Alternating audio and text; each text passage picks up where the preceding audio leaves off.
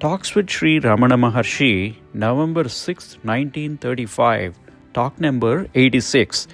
The Master gave the significance of the Christian faith thus: Christ is the ego, the cross is the body. When the ego is crucified and it perishes, what survives is the absolute being, God. As said in I and my Father are one, and this glorious survival is called resurrection. Talk number 87. Major A.W. Chadwick, an ardent English devotee, asked, "Why did Jesus call out, my God, while being crucified?" Maharshi replied, "It might have been an intercession on behalf of the two thieves who were crucified with him.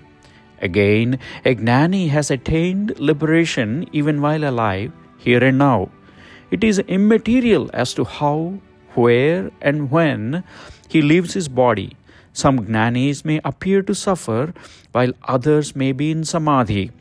Still others may disappear from sight before death. But that makes no difference to their gnana. Such suffering is apparent only to the onlooker and not to the gnani, for he has already transcended the mistaken identity of the self with the body." Talk number 88.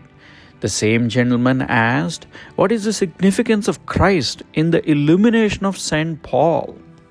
Maharshi replied, "Illumination is absolute, not associated with forms." After St. Paul became self-conscious, he identified the illumination with Christ consciousness. The devotee replied, "But Paul was not a lover of Christ then." Maharshi then said, "Love or hatred is immaterial. The thought of Christ was there. It is similar to Ravana's case. Christ consciousness and self-consciousness or self-realization are all the same." Talk number 89. Karpura Arati is symbolic of the burning away of the mind by the light of illumination. Vibhuti or sacred ashes is Shiva, absolute being, and Kunkuma, vermilion powder, is Shakti or consciousness.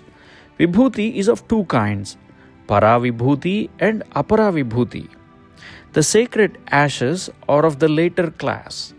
The para is what remains over after all the dross has been burnt away by the fire of realization. It is absolute being. Talk number 90.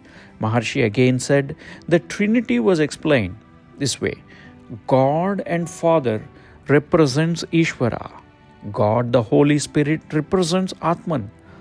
God and Son represents Guru.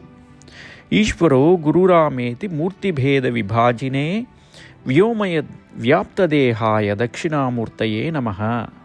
Meaning that God appears to his devotee in the form of a Guru, that is, Son of God, and points out to him the eminence or immanence of the Holy Spirit. That is to say that God is Spirit, and that Spirit is immanent everywhere, and that the self must be realized, which is same as realizing God. End of talk 90.